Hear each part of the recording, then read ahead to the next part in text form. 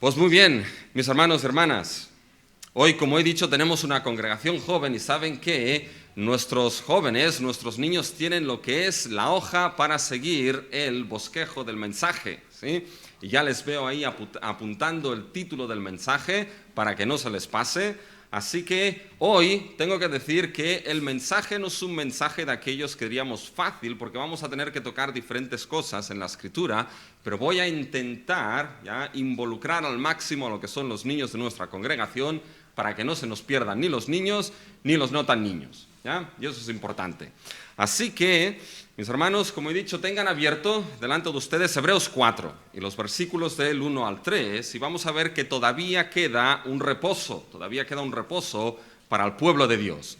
Y fíjense que cuando uno, mis hermanos, va de excursión y tiene que ascender a una cima en una montaña, ¿ya? Y aquí algunos sabemos básicamente de lo que es subir a cimas en las montañas, ¿ya?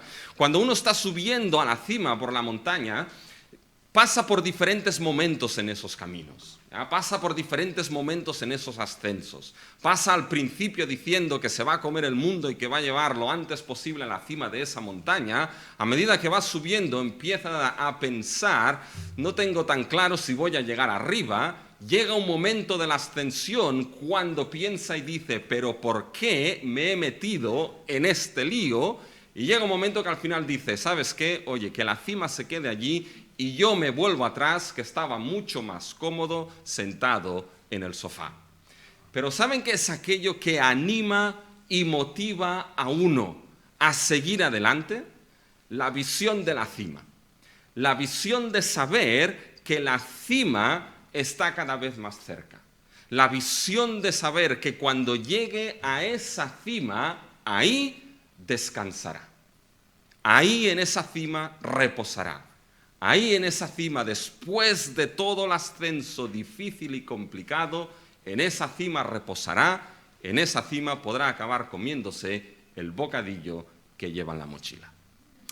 Y mis hermanos, es precisamente la realidad de que todavía queda un reposo para el pueblo de Dios lo que debe animarnos como pueblo. Lo que debe animarnos como iglesia a seguir adelante en nuestra fe, en este peregrinaje y en esta vida. Lo que nos anima a seguir adelante es que todavía queda la promesa de un reposo para el pueblo de Dios. Y este es precisamente el tema, mis hermanos, de Hebreos capítulo 4 y los versículos del 1 al 13. Y aquí podemos destacar tres cosas, 3 puntos de este texto. Y siempre les doy los 3 puntos así de entrada. Hoy no lo voy a hacer, les voy a dar el primero y lo voy a desarrollar para que así nuestros chicos puedan ir apuntando precisamente los puntos. Pero hay 3 puntos básicamente con este tema del reposo en Hebreos 4. Primero es la permanencia. La permanencia de la promesa del reposo de Dios hace que debamos perseverar, no sea que no lo alcancemos. Fíjense, es la perseverancia, la permanencia de la promesa del reposo de Dios hace que debamos perseverar, no sea que no lo alcancemos. ¿Por qué? Porque la promesa se alcanza por medio de la fe. La promesa se alcanza por medio de la fe. Y fíjense, mis hermanos, que aquí el autor va a seguir con lo que es la exhortación en lo que es a esa iglesia, a esos oyentes que le estaban escuchando. Va a seguir desarrollando todo lo que es el ejemplo del pueblo de Israel en el desierto. Va a seguir con lo que es el Salmo 95 que vimos la semana pasada. Y va a coger lo que es el Salmo 95 y la historia trágica del pueblo de Israel y seguirá aplicándolo a lo que es la vida de la iglesia y la vida de esos creyentes. Veo que los chicos están haciendo así, no sé. El punto 1.1 es la promesa se alcanza por medio de la fe. Lo tenéis ahí, ¿no? Muy bien. Entonces fíjense, mis hermanos, que lo que es ahora el Salmo 95 va a seguir siendo la base de la exhortación del autor a sus oyentes. Y debemos recordar un poquito qué es lo que vimos la semana pasada con el Salmo 95. Fíjense, mis hermanos, que la semana pasada el autor nos advirtió de algo importante. Advirtió del peligro de la incredulidad en medio del pueblo de Dios. Advirtió del peligro de no creer a Dios y a sus obras de salvación.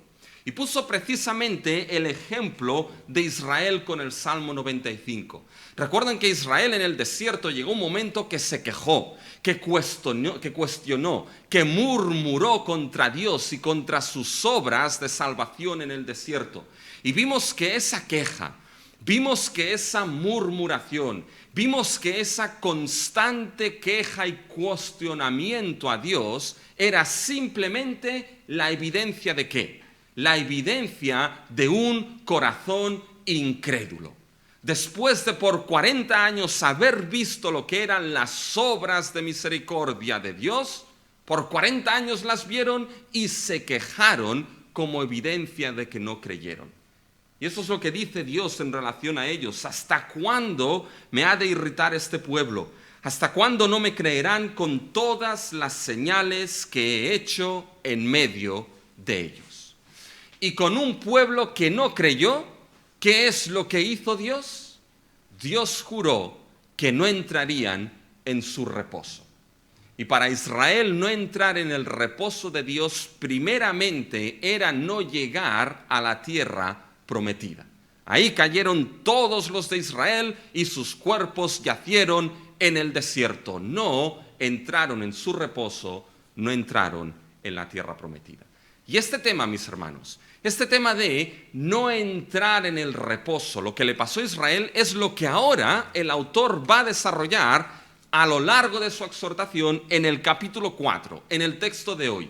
Y nos va a decir algo, nos va a decir de que todavía permanece la promesa del reposo de Dios. Fíjense, mis hermanos, cómo empieza en el capítulo 4 los dos primeros versículos.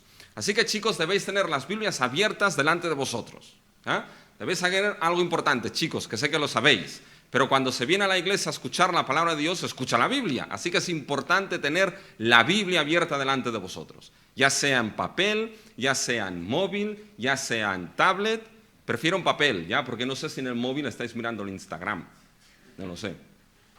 Que os sigo en Instagram, os sigo, Así que tengáis vuestras Biblias abiertas. Y fijaros en los dos primeros versículos del capítulo 4, mis hermanos. Nos dice: temamos pues, no sea que permaneciendo aún la promesa de entrar en su reposo, alguno de vosotros parezca no haberlo alcanzado. Fíjense lo que el autor está diciendo aquí. Está diciendo que, por lo tanto, debemos que, por lo tanto, temamos. Y esa exhortación a temer básicamente es el resultado de lo que ha dicho anteriormente. Concretamente lo que ha dicho en el versículo 19 del capítulo 3. Fijaros lo que dice en el versículo 19 del capítulo 3. Y vemos, esto es lo que vemos, que no pudieron entrar, eso se refiere a Israel, no entraron en la tierra, no pudieron entrar a causa de la incredulidad, a causa de que no creyeron.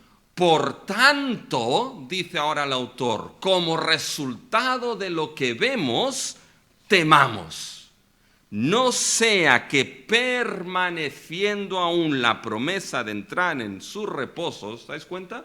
Temamos porque todavía queda la promesa, todavía permanece la promesa de entrar en su reposo. El reposo no quedó en el desierto cuando Israel cayó en el desierto. La promesa permanece de entrar en el reposo de Dios. Y si permanece la promesa de entrar en el reposo de Dios, ¿sabéis lo que también permanece? El peligro de no alcanzarlo, como le pasó a Israel. Por lo tanto, la promesa permanece, pero también el peligro de caer, como le pasó a Israel con ese ejemplo que tenemos. Por tanto, temamos. No sea que permaneciendo esa promesa, alguno parezca que no haberlo alcanzado. Por lo tanto, fijaros que el autor básicamente es simple y fácil. Y esa idea de temer, esa idea de temer no es básicamente ese temor y ese miedo terrorífico de cuando uno ve una película de miedo. O cuando, por ejemplo, los chicos van a un examen, no es ese temor que te paraliza. Los chicos van al examen y muchas veces uno le entra lo que es el temor, le empiezan a temblar las piernas, le empiezan a sudar las manos, y ese temor, ¿qué es lo que hace? Que uno se queda en blanco. Y todo lo que ha estudiado no se acuerda de nada. Y ese temor le paraliza. Bueno, ese temor aquí no se refiere a ese temor paralizante, que no te deja hacer nada. Se refiere más que nada a un temor que debe motivar, que debe mover a seguir adelante porque todavía queda la promesa y debemos perseverar hacia ella, no sea que no se alcance.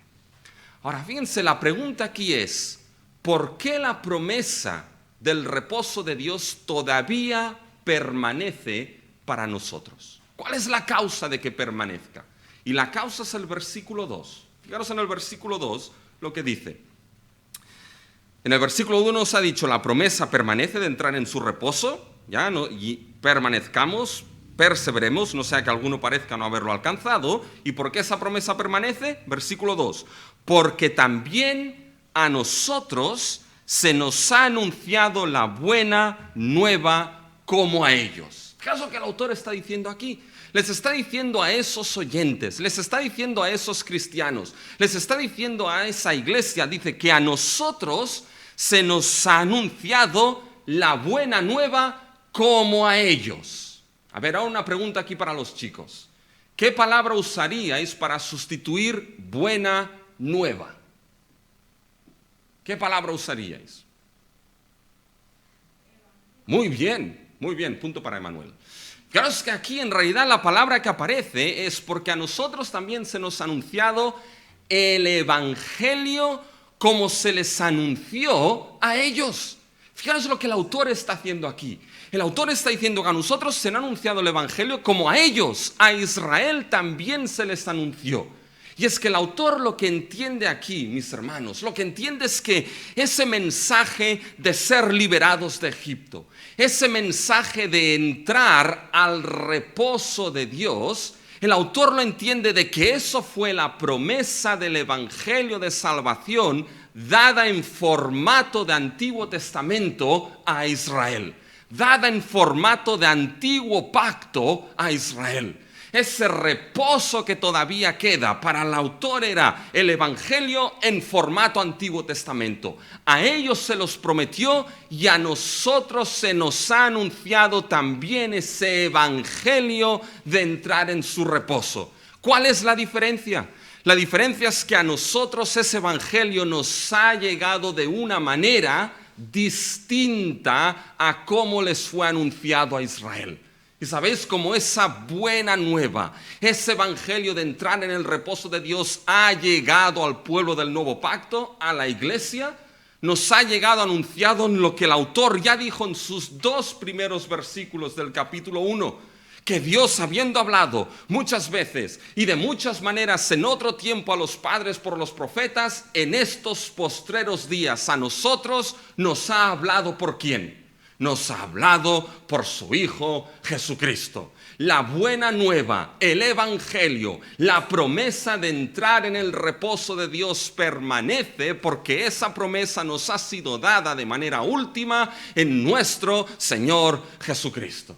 Por tanto, fijaros lo que el autor está haciendo. El autor está mostrando de que solamente hay un único evangelio que nos habla del reposo de Dios. El autor entiende de que solamente hay un evangelio que recorre todas las escrituras. El autor muestra de que solamente hay un evangelio. Les fue dado ese evangelio al pueblo del antiguo pacto y el mismo evangelio nos llega a nosotros en Cristo en el nuevo pacto. Solo hay un único mensaje de salvación. Solo hay un evangelio de fe. Y aquí está el punto, mis hermanos. Aquí está la gran distinción que el autor quiere hacer entre Israel y esos oyentes. Porque ellos escucharon la palabra, pero ¿por qué no les aprovechó esa buena nueva del reposo? ¿Por qué no les funcionó a Israel? Fíjense en el versículo 2. Fíjense lo que dice. porque también a nosotros se nos ha anunciado la buena nueva como a ellos, pero no les aprovechó el oír la palabra. ¿Por qué no les sirvió de nada? Por no ir acompañada de fe en los que lo oyeron. No les aprovechó de nada porque no creyeron. No les aprovechó de nada porque no hubo fe. Israel tuvo la promesa de entrar en el reposo de Dios en la tierra desde Abraham. Le fue dada a Abraham, le fue confirmada a Isaac, le fue confirmada a Jacob. Dios los sacó de Egipto, los liberó de la esclavitud y les dijo que les llevaría a la tierra prometida. Tenían la palabra de Dios expuesta delante de ellos. Tenían el mensaje de la promesa de Dios expuesta delante de ellos. Tenían el mensaje de esa buena nueva expuesto delante de ellos y no les sirvió de nada porque perdieron de vista algo. Y chicos, quiero que entendáis esto y todo el que escucha, quiero que lo entienda. Perdieron de vista algo. Perdieron de vista que el objetivo de esa palabra es ser oída con obediencia. Fijaros en el versículo 2, cuando nos dice, pero no les aprovechó el oír la palabra. Esa expresión, el oír la palabra, puede entenderse como la palabra que tiene como objetivo el ser escuchada, atendida. Y aquí hay algo que debemos entender. Cuando en la cultura semítica, en la cultura del pueblo de Israel, se hablaba de oír, no era el oír como aquel que se levanta por la mañana y escucha el rumor de un río a través de la ventana y lo oye.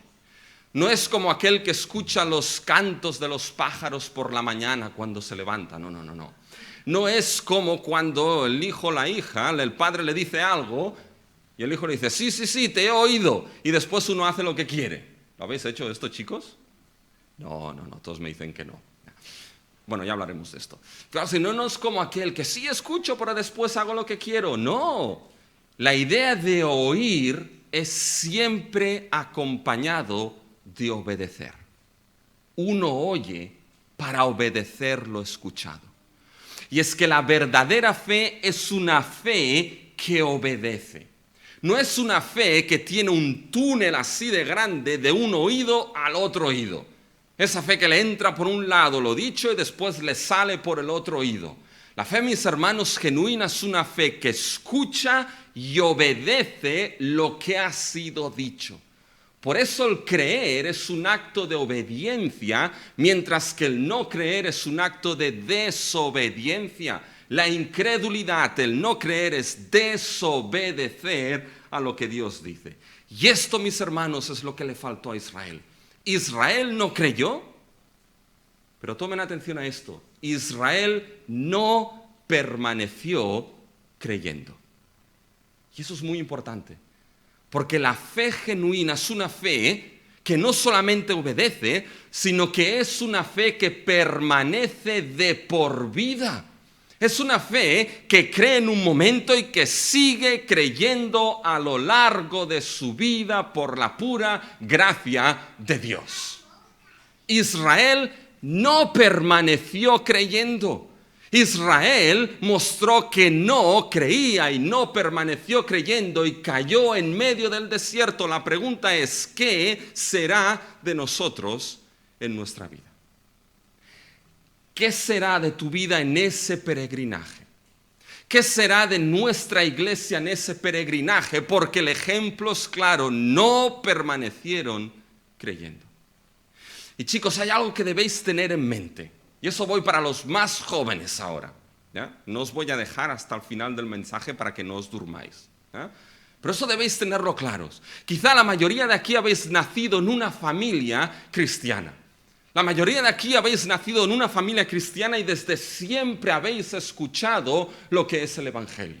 Habéis ido a la iglesia y ahora estáis aquí y habéis escuchado una y otra vez al pastor predicar sobre la buena nueva del Evangelio de Cristo.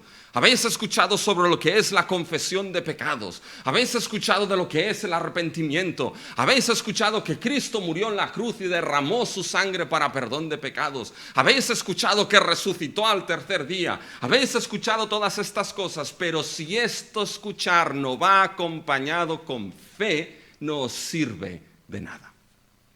Si este escuchar no va acompañado de creer en vuestra vida, en ese evangelio y en lo que Cristo hizo, no sirve de nada. Debéis creer. Y uno cree por la gracia de Dios, pero debéis creer en el evangelio de salvación de Cristo Jesús. Si la palabra oída no es acompañada de fe, de nada aprovecha. Y mis hermanos, para nosotros como iglesia, el ejemplo de Israel es importante. Porque el ejemplo de Israel nos muestra a aquellos que no permanecieron creyendo en el peregrinaje de su vida. Y esa idea de el creer fácil, esa idea de yo creo en un momento y después ya me olvido, no es bíblico, mis hermanos. Esa confesión de fe que una vez hicimos por la gracia de Dios, esa profesión de fe de creer en Cristo Jesús, esa fe es algo que debe permanecer a lo largo de toda nuestra vida, en los momentos fáciles y en los momentos difíciles. El ejemplo de Israel nos muestra que ellos no lo hicieron, pero es ejemplos para que nosotros aprendamos y, como nos dice el autor, temamos, perseveremos, sigamos creyendo y podemos hacerlo y debemos seguir, mis hermanos, porque ese reposo sigue estando disponible. Y ese es el segundo punto para nuestros chicos. La disponibilidad del reposo de Dios hace que todavía podamos entrar en él. La disponibilidad del reposo de Dios hace que todavía podamos entrar en él. Y aquí hay 3 preguntas que debemos responder. La primera pregunta es, ¿desde cuándo está disponible el reposo de Dios? ¿Desde cuándo? Y fíjense que la respuesta es desde el principio de la creación de todo. Ese reposo está disponible desde el principio de la creación de todo. Y fíjense que esto lo vamos a ver a partir del versículo 3, 4 y 5. Así que, chicos, tomar atención a los versículos 3, 4 y 5. Fíjense que aquí el autor va a utilizar dos citas del Antiguo Testamento. En los versículos 3 y en el versículo 5 va a utilizar el Salmo 95, 11. Fíjense lo que dice ahí en el versículo 3. Pero los que hemos creído entramos en el reposo. ¿Se das cuenta? Se entra por fe en ese reposo. Por oír y creer en esa buena nueva, en ese evangelio de que hay un reposo. ¿Ya? Y ya lo tenemos, hablaremos de esto. De tal manera que dijo, Salmo 95, por tanto juré en mi ira, no entrarán en mi reposo. Fijaros que esto vuelve a aparecer en el Salmo 5, en el versículo 5. Y otra vez aquí, no entrarán en mi reposo. Ahora fijaros el versículo 4. En el versículo 4 cita Génesis 2. Fijaros el versículo 4. Porque en cierto lugar dijo así del séptimo día, y reposó Dios de todas sus obras en el séptimo día. ¿Os dais cuenta? Hay 2 citas del Antiguo Testamento. Salmo 95 y en medio Génesis 2. ¿Ahora qué está haciendo el autor aquí? El autor nos va a mostrar en cierta manera de qué tipo de reposo está hablando exactamente aquí. Y nos va a mostrar que ese reposo todavía está disponible. Fíjense, mis hermanos, que Israel vamos a ver que no entró porque no creyó. Ahora bien, ¿de qué reposo está hablando Dios que no entró Israel? Fíjense, primeramente, cuando hablamos del reposo para Israel, estamos hablando de que no entró ¿dónde? No entró en la tierra prometida. Y es que hay algo que debemos saber. El concepto de tierra y reposo en la Biblia van de la mano. El concepto de tierra y reposo en el Antiguo Testamento van de la mano. Dios le prometió a Abraham que le daría esa tierra, que le daría esa tierra prometida por heredad a él y a su descendencia, y que allí les daría reposo de sus enemigos. Por eso, mis hermanos, cuando Israel no se portaba bien, cuando Israel era infiel a Dios en el pacto, muchas veces lo que sufría de falta de reposo era la tierra. Por eso cuando vamos al libro de Jueces nos encontramos de que cuando Israel era infiel a Dios y lo que eran las naciones de aquella tierra atacaban a Israel, cuando Dios salvaba a Israel con un juez, ¿sabéis lo que pasaba con la tierra? Fijaros lo que nos dice en Jueces 3:30, por ejemplo. Después de que Israel era salvo por un juez, siempre aparece ese estribillo en el libro de Jueces. Así fue subyugado Moab aquel día bajo la mano de Israel y reposó la tierra 80 años. Por lo tanto, la tierra volvía a cumplir el propósito por el cual Dios se la había dado a su pueblo, que hubiese reposo en aquella tierra. Dios dio la tierra a Israel por heredad como un lugar de reposo. Fijaros, escuchar Deuteronomio 12. Fijaros lo que aquí dice el autor en Deuteronomio 12, los versículos del 9 al 12. Deuteronomio 12, del 9 al 12. Fijaros, porque hasta ahora no habéis entrado al reposo y a la heredad que os da Jehová vuestro Dios. Mas pasaréis el Jordán y habitaréis en la tierra que Jehová vuestro Dios os hace heredar.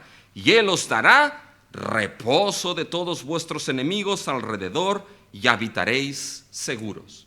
¿Dónde estaba el reposo para Israel, mis hermanos? El reposo se encontraba en la tierra. Y es que era una especie de nuevo Edén para Israel, esa tierra.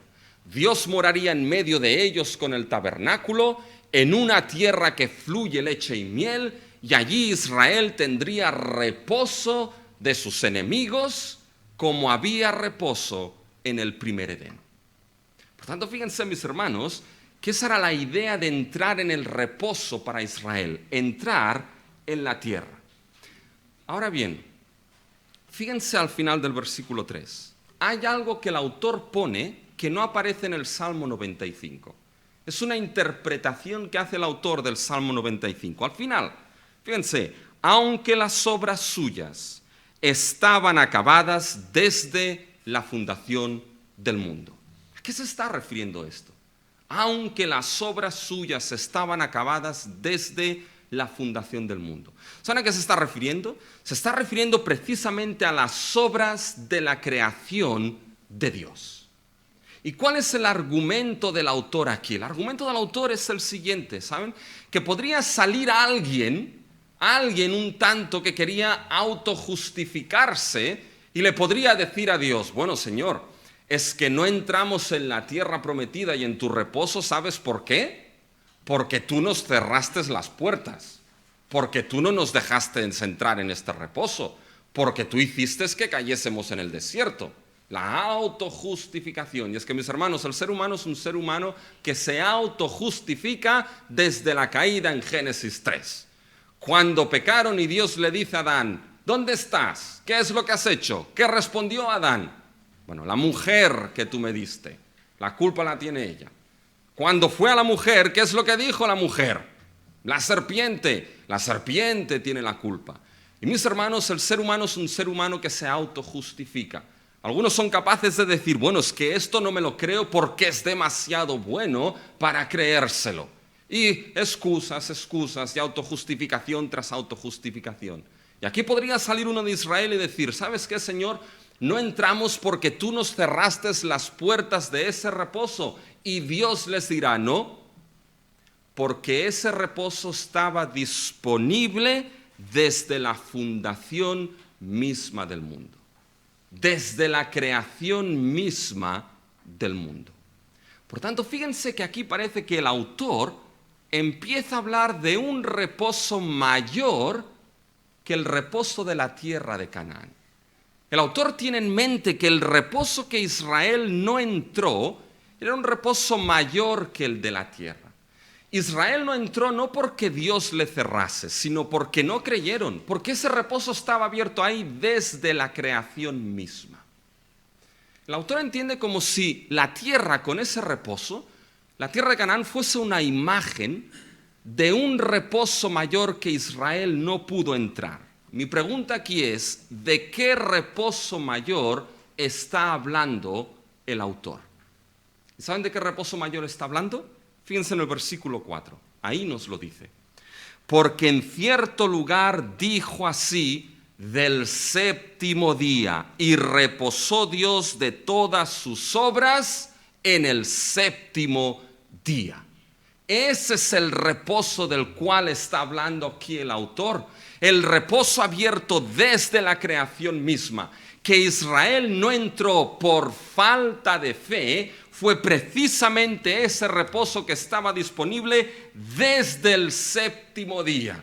Y aquí viene la pregunta para los chicos. ¿Estáis aquí, chicos, todavía? Vienen unas cuantas preguntas. ¿Dónde encontramos el séptimo día?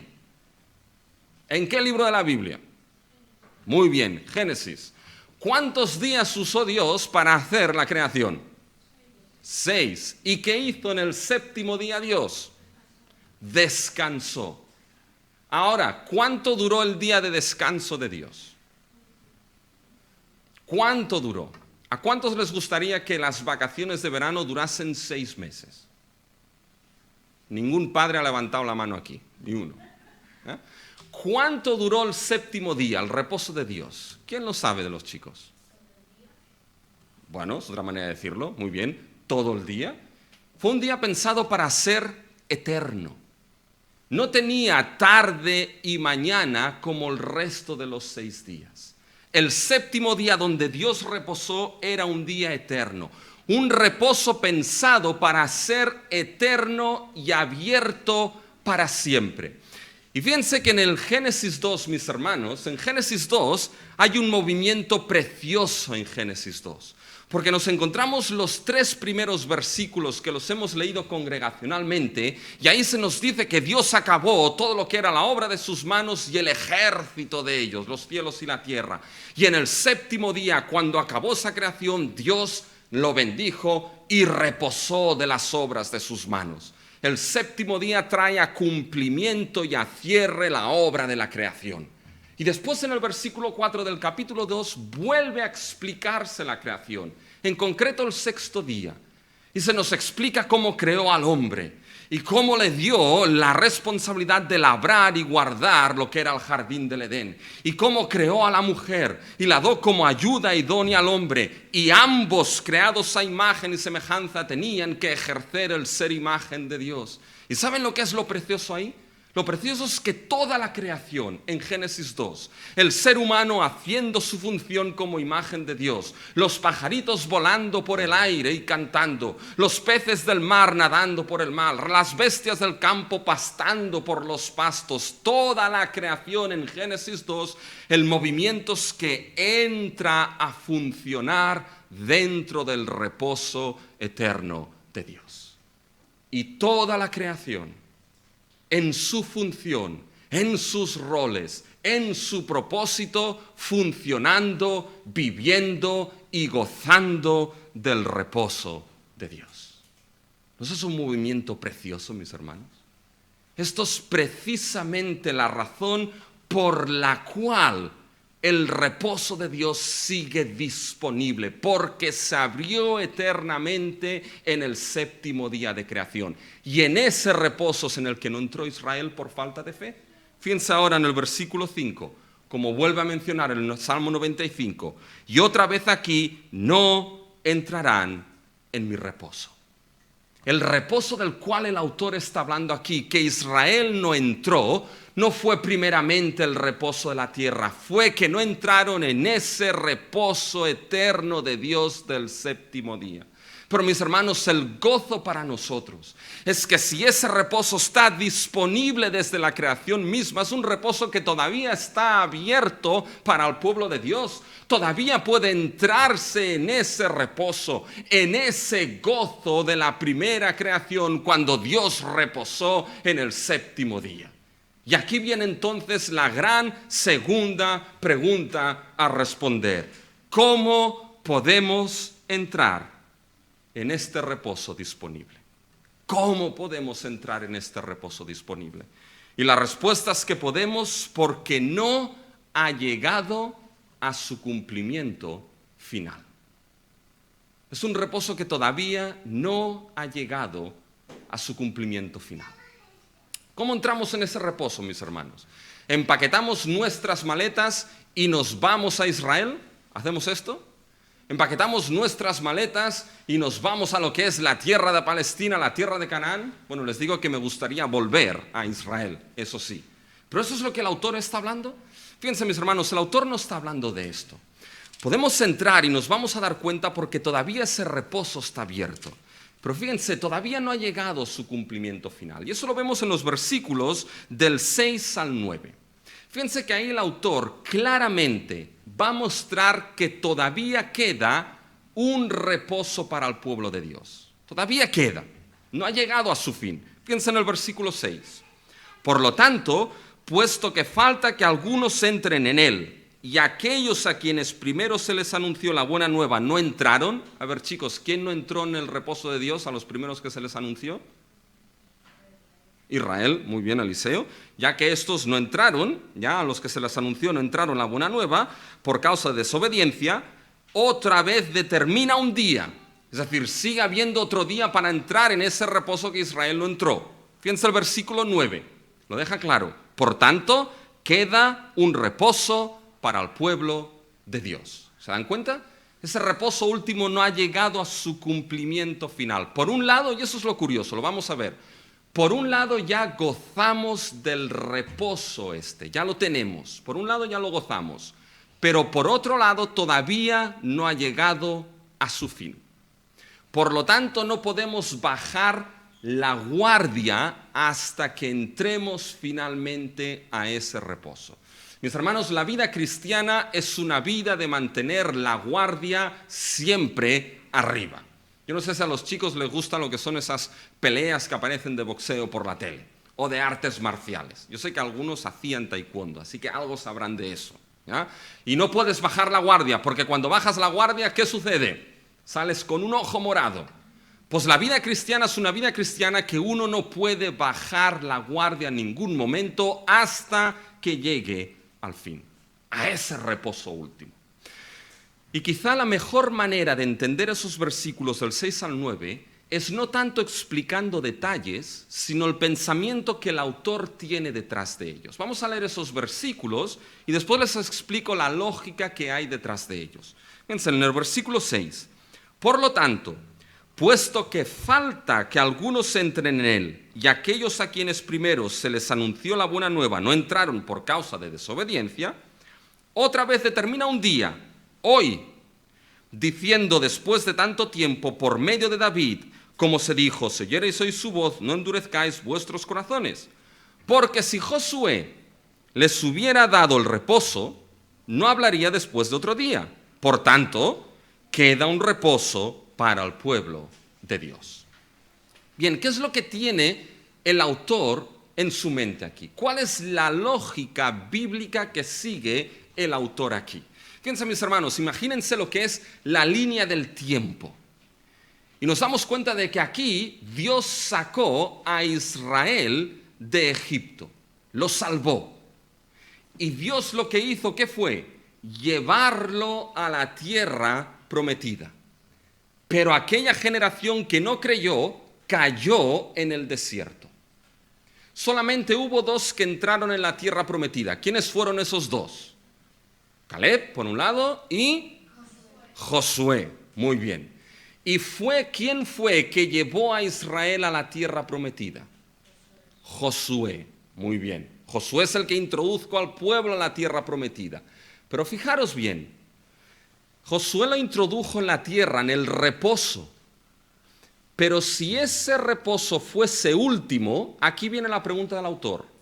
¿Por qué entonces años más tarde de Josué, años más tarde, David escribió el Salmo 95 diciendo que todavía queda un reposo para el pueblo de Dios. Que Dios juró que su pueblo no entraría en el reposo. Eso lo dijo David años más tarde. ¿Por qué dijo que quedaba otro reposo si Israel con Josué ya había entrado en la tierra? ¿Sabéis cuál es la respuesta? La respuesta es que ese reposo que Josué les dio no era el último. Que ese Josué que llevó a su pueblo al reposo no era el Josué último que vale para llevar a su pueblo al reposo final. Fíjense, esta es la lógica de los versículos 8 y 9. Fíjense, porque si Josué les hubiera dado el reposo, hubiesen entrado a la tierra con Josué y ahí se acababa todo, no habría después otro día. Pero David habla de otro día. Por tanto, dice el autor, queda un reposo para el pueblo de Dios. ¿Se dan cuenta? El autor está diciendo que queda un reposo mayor. Queda un Josué mayor para llevar a su pueblo a ese último reposo final. Y la pregunta ahí es, ¿cuál es ese último reposo final de todos? Y el autor nos lo ha dicho, no es el reposo de la tierra de Canaán, no es el reposo del séptimo día de que Israel tenía que guardar, no, es el reposo del séptimo día de Dios eterno en la creación misma. Y fíjense que el autor es bien consciente de esto, porque lean el versículo 9. Por tanto, queda un reposo. ¿Ven esa palabra ahí? La palabra que utiliza el autor aquí es la palabra Shabbat. Sabbat. Y esa palabra no la ha utilizado el autor hablando del reposo en todo el capítulo 4. Ha utilizado otra palabra distinta. Pero llega al versículo 9 y dice, el reposo que queda es el Shabbat para el pueblo de Dios. ¿Saben dónde utiliza la Biblia el término Shabbat para descansar? ¿Dónde aparece por primera vez? Aparece en Génesis 2, versículo 2. Cuando Dios reposó, el verbo ahí es el verbo Shabbat. Por lo tanto, lo que el autor está diciendo aquí es que el reposo que queda todavía es el reposo eterno que Dios quiso para el ser humano en la primera creación. Ese es el reposo que queda, no el de la tierra, ese vale. La pregunta es, ¿cómo se entra ahí? Y lo hemos dicho, se entra por medio de creer y seguir creyendo. Pero aquí viene la pregunta, ¿creer y seguir creyendo en quién? Y saben, aquí viene la belleza, mis hermanos, del sermón de Hebreos. Aquí viene la belleza de lo que es la inspiración de las Escrituras. Porque hay un reposo, un día de reposo, un Shabbat que a veces se olvida en la Biblia. ¿Y saben cuál es? El Shabbat, el día de reposo del día de la expiación, mis hermanos. El día de la expiación, ¿qué día era? Eso lo tenemos que tener en mente. Era el día en el cual se ofrecía perdón por los pecados ¿de quién? Por los pecados de todo el pueblo. El único día al año que el sumo sacerdote entraba al lugar santísimo y ofrecía sacrificio de sangre para perdón suyo y perdón de los pecados del pueblo. Ese día era considerado como el día de reposo. Fíjense, vayan a Levítico, para que lo vean, que no me lo invento. Vayan a Levítico, mis hermanos. Fíjense en el capítulo 16, los versículos 29 al 31. Levítico 16, del 29 al 31. En el capítulo 16 se empieza con el día de la expiación y en el capítulo 17 va a explicarnos el día de la expiación. Pero fíjense en Levítico 16, 29. Y esto tendréis por estatuto perpetuo. En el mes séptimo, a los 10 días del mes, afligiréis vuestras almas y ninguna obra haréis, ni en el natural ni en el extranjero que mora entre vosotros, porque en este día se hará expiación por vosotros y seréis limpios de todos vuestros pecados delante de Jehová. Día de reposo es para vosotros y afligiréis vuestras almas, es estatuto perpetuo. ¿Os dais cuenta lo que dice aquí? En el día de la expiación, el día en que se hará perdón de pecados, el día en que Dios sacará los pecados del pueblo lejos, borrará los pecados con el sacrificio de una víctima inocente, su sangre perdonará esos pecados. Dios le dice: en este día de expiación y perdón de pecados os será día de reposo. ¿Y sabéis lo sorprendente cuando vamos al sermón de Hebreos? Que después de nuestro texto de hoy, ¿sabéis qué empezará a explicar el autor en Hebreos? Empezará a explicarnos que tenemos un sumo sacerdote, Cristo Jesús. Empezará a explicarnos que Él es el sacrificio perfecto en el día de la expiación. ¿Y qué es lo que el autor está mostrando aquí, mis hermanos? El autor nos va a mostrar algo en Hebreos, que ese reposo del séptimo día, primero es un reposo el cual va a ser dado únicamente por la obra redentora y expiatoria de nuestro Señor Jesucristo. Ese reposo es el reposo que viene dado por la obra de perdón de Cristo Jesús en nuestras vidas, por el sacrificio de haber derramado su sangre para perdonar nuestros pecados. El reposo que Cristo nos da primeramente es el reposo de haber perdonado nuestros pecados, el reposo de haber sacado la culpa del pecado y la condenación del pecado de nuestras vidas y haberla expiado en una cruz en nuestro lugar. Es el reposo de, por ese perdón, habernos vuelto a ese Edén, a la comunión con Dios, a la vida que se tenía con Dios en el Edén y que la perdimos. Ese es el primer reposo que Cristo nos da, mis hermanos. Y Cristo puede levantarse y cumplir lo que David dice: hoy hay un día para entrar en ese reposo. ¿Y quién se levantó y exclamó y dijo: venid a mí? Dice Cristo: venid a mí todos los que estáis trabajados y cargados, y yo ¿qué? Os haré descansar, os daré reposo. Y el mayor reposo que os daré será sacar las cargas y la culpabilidad de vuestro pecado, entregando mi vida en la cruz por todos y cada uno de vosotros, abriendo lugar santísimo para que tengáis esa comunión y vida con Dios que Dios quiso en Génesis y que por nuestro pecado la perdimos. Saben, recuerdo una vez estando en Canadá, no en Canaán, en Canadá, ¿ya? Que allí en Canadá, ¿saben? Teníamos que estar en el seminario, ¿ya? Y teníamos que hacer, no teníamos dinero, y teníamos básicamente que hacer muchas cosas. Hicimos de todo. Cocinamos, lavamos, limpiamos, corté césped, mis hermanos. Yo que soy de ciudad, corté arbustos y césped. ¿Y saben? Al año siguiente los sacaron. Así que no sé exactamente qué hice con aquellos arbustos, pero ya no volvieron a crecer, ¿ya? Pero una de las cosas que hacíamos era lavar, limpiar el seminario. Y recuerdo que un domingo después del culto no lo había lavado, el lunes había clase y tuve que ir a lavar y a barrer el seminario. Y acabé barriendo el seminario, limpiándolo, salí del edificio del seminario con la escoba y con la pala en la mano y me encuentro delante de mí un niño de 12 años. Y ese niño de 12 años hace: ¡oh! Estás trabajando en el día del Señor, en el día de reposo. Y yo con la escoba y la pala. Así que las escondí. Y me quedé extrañado. Pero ¿saben qué, mis hermanos? El reposo que nos ha dado Cristo no es el reposo de ese día que Dios le dio a Israel una vez a la semana. El reposo que nos ha dado Cristo no es el cumplimiento del reposo solamente de la tierra. El reposo que nuestro Señor Jesús nos ha dado es el reposo eterno del séptimo día en el cual Dios descansó.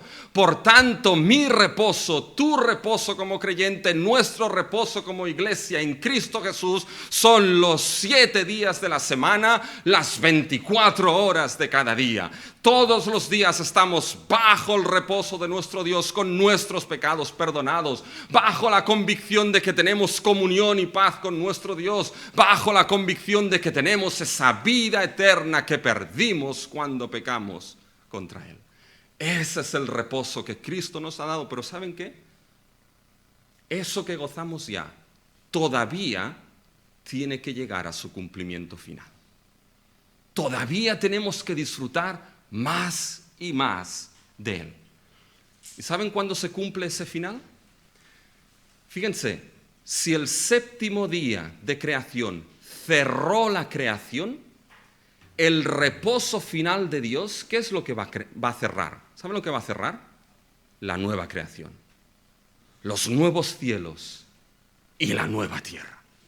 Ahí va a estar el cumplimiento último de nuestro reposo. ¿Saben qué? Hay aquellos, no sé si lo han visto, hay aquellos que van por allí pisando la tierra. Pisando la tierra porque la Biblia dice que donde pise la planta de tus pies, eso te va a ser dado por herencia.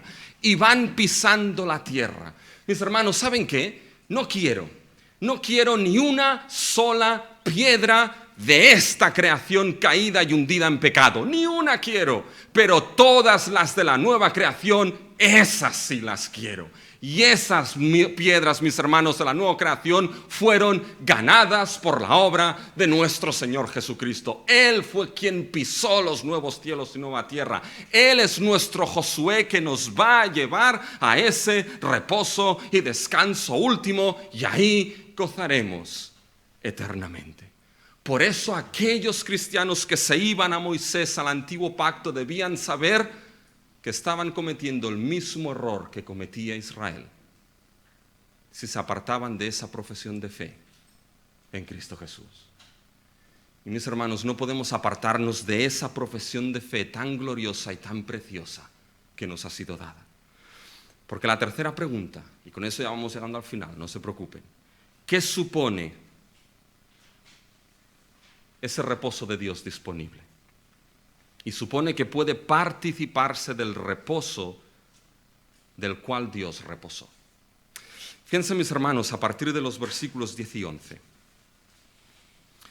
Porque el que ha entrado en su reposo también ha reposado de sus obras, como Dios reposó de las suyas. Fíjense, aquí, aquellos que descansarán en paz.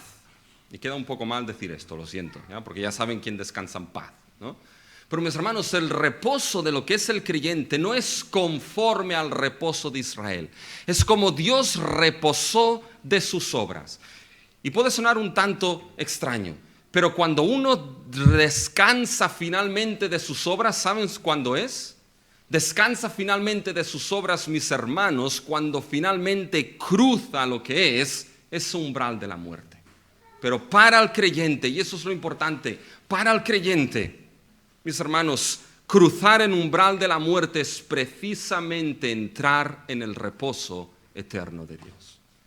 Y lo glorioso es que quiero que pienses en esto, es que todas las pruebas, todas las aflicciones de este mundo, todo el trabajo, todos los sufrimientos, toda la lucha continua por nuestro pecado, todo ese sufrimiento llegará un día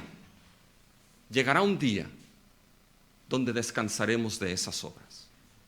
Y quizás en ese día escucharemos esa voz que Juan escuchó en Apocalipsis 14:13, que dijo: oí una voz que desde el cielo decía, escribe, bienaventurados de aquí en adelante los muertos que mueren en el Señor. Sí, dice el Espíritu, descansarán, reposarán de sus trabajos, porque sus obras con ellos siguen. Chicos, ¿vosotros pensáis que en el cielo habrá colegios? Eso lo tienen bien claro. ¿Pensáis que ahí se trabajará en el cielo? Sé que se trabajará, pero en el reposo eterno será muy distinto, mis hermanos. Por esa razón el autor dice, procuremos pues entrar en aquel reposo. Fíjense que aquí hay una actitud deliberada en el creyente, mis hermanos.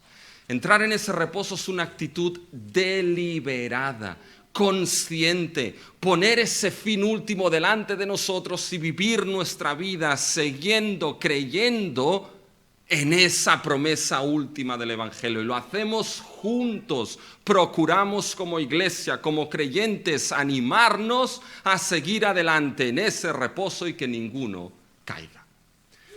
Porque ¿saben qué? No hay tropiezos para entrar en el reposo de Dios. No es como aquel, y seguro que esto les ha pasado alguna vez, no es como aquel que va caminando por la calle y de repente se tropieza y con el tropiezo, ¡pum!, entra dentro de una tienda. No hay tropiezos casuales para entrar en el reposo de Dios. ¿Saben por qué? Por el último punto. Y fíjense que ya, chicos, estamos en el último punto y aquí dirán, bien, esto ya termina.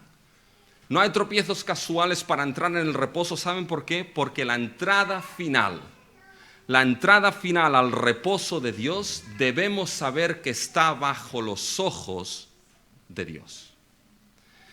¿Y cómo queda bajo los ojos de Dios? Pues bien, la palabra de Dios es la que muestra las intenciones del corazón. Fíjense los versículos del 12 al 13. Fíjense que parecen unos versículos que quedan fuera de lugar, pero no están fuera de lugar. Fíjense, dice, porque la palabra de Dios es viva y eficaz y más cortante que toda espada de dos filos, y penetra hasta partir el alma y el espíritu, las coyunturas y los tuétanos, y discierne los pensamientos y las intenciones del corazón. ¿Saben? Uno no tropieza por casualidad para entrar en el reino, para entrar en el reposo de Dios. Porque quizá habría algunos en aquella congregación que quizá por tiempo estuvieron asistiendo a aquella congregación, por tiempo estuvieron asistiendo a aquella iglesia. Y quizás se pensaban que su incredulidad nunca estaría a la vista de los ojos de nadie. Pero ¿qué pasa cuando son los ojos de Dios aquellos que miran? Quizá había aquellos que se pensaban que, bueno, yendo a la iglesia porque es lo que toca ir, ¿ya? Porque es lo que toca, pues eso ya valía y de algo valdrá cuando llegue al cielo. Pero ¿qué pasa cuando son los ojos de Dios aquellos que miran, mis hermanos? Y la pregunta es, ¿cómo uno está expuesto bajo los ojos de Dios? ¿Y saben cómo uno está expuesto bajo los ojos de Dios? Cuando está expuesto bajo lo que es la exposición de la palabra. Porque cuando la palabra habla, Dios habla, mis hermanos. Y fíjense aquí lo que Dios está diciendo. Su palabra es que es viva y eficaz.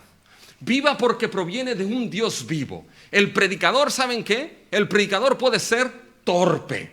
El predicador puede ser corto, que no es mi caso. El predicador puede ser largo, torpe. Pero la palabra de Dios es viva y no falla, mis hermanos. Es eficaz para hacer lo que Dios quiere que haga.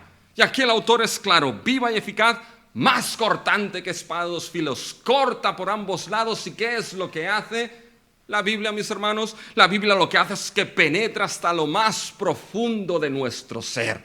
Corta el alma, el espíritu, corta lo que somos, discierne las intenciones de nuestro corazón. ¿Saben qué, chicos? Podéis tener algo aquí en el corazón bien escondido, que solamente vosotros creéis que sabéis, pero la palabra es capaz de sacar eso. Y la palabra que penetra, si hay incredulidad y falta de fe en la vida de uno, la palabra lo expondrá. Si hay fe genuina, la palabra lo expondrá. Y cuando la palabra lo expone en el día de pasar cuentas, todo quedará desnudo delante de los ojos de nuestro Dios. Y en aquel día, Dios tendrá bien claro a quién decirle, apartaros de mí, porque nunca os conocí, por mucho Señor, Señor, que hagamos podido decir. Y en aquel día Dios tendrá bien claro a quién dirá, bien siervo fiel, sobre poco has sido fiel, sobre mucho te pondré, entra en el gozo, en el reposo de tu Señor. Así que solamente me queda decir una cosa, que si estamos bajo lo que es la exposición de la palabra de nuestro Dios, permitamos que esa palabra que es viva y eficaz, oremos a nuestro Dios, que esa palabra viva y eficaz penetre y haga lo que tenga que hacer en nuestra vida, en la vida de nuestra iglesia, en la vida de nuestros hijos, que si ha de producir lo que es arrepentimiento, produzca arrepentimiento, confesión, produzca confesión. Si ha de producir convicción, produzca convicción y muestre lo que hay en la vida de uno. Si ha de producir edificación, produzca, pero oremos que la palabra haga y que la palabra, mis hermanos, no llegue nunca vacía a nuestro Dios. Y si hoy, como dice David, si hoy has escuchado esa palabra de que todavía queda un reposo para entrar, Si hoy has escuchado que por fe en Cristo Jesús ese reposo te es dado, si hoy lo has escuchado, no endurezcas tu corazón. Porque si esa palabra oída por años y años, por la gracia de Dios, no la acompañas con fe, no te aprovechará como no lo aprovechó a Israel. Así que mis hermanos, oremos. Oremos con el gozo de que nos queda un reposo. Oremos pidiendo de que su palabra haga lo que Él tenga determinado. Nuestro Dios y nuestro Padre Celestial, venimos delante de ti. Y gracias te damos, Dios nuestro, porque todavía queda un reposo para nosotros. Señor, los sufrimientos y aflicciones de este mundo llegarán un día que como tú descansaste de tus obras victorioso, descansaremos de nuestras obras victoriosos porque Cristo venció. Gracias por nuestro Josué, Jesucristo, que nos lleva a los nuevos cielos y nueva tierra. Gracias, Señor, porque Él es nuestro capitán, que por gracia allí nos lleva. Pero, Señor, ayúdanos a que ese ejemplo de Israel sea ejemplo para nuestras vidas. Y que sabiendo que queda ese reposo, temamos y procuremos entrar en ese reposo. Que sea nuestro deleite, nuestro gozo, nuestro objetivo llegar a la cima por tu pura gracia, porque el reposo sigue estando allí. Señor, tu palabra es viva y eficaz. No mi palabra, no la palabra de hombre, tu palabra, Señor. Pues, Señor, obra con tu palabra. Señor, que esta palabra quebrante, que esta palabra transforme, que esta palabra haga sabio para salvación por fe en Cristo Jesús. Aquí tenemos chicos que quizás, Señor, por años han estado escuchando. Pero, Señor, solamente tú puedes darles ese don de la fe y moverlos a creer. Por ellos oramos. Oramos por tantos otros que pueden escuchar. Salva a los que tengas determinados para vida eterna. No dejes que tu palabra llegue a ti vacía de salvación, Señor. No dejes que tu palabra llegue vacía de edificación para este pueblo, para esta iglesia. Que te lo pedimos todo, Señor, en el nombre de Cristo Jesús. Amén.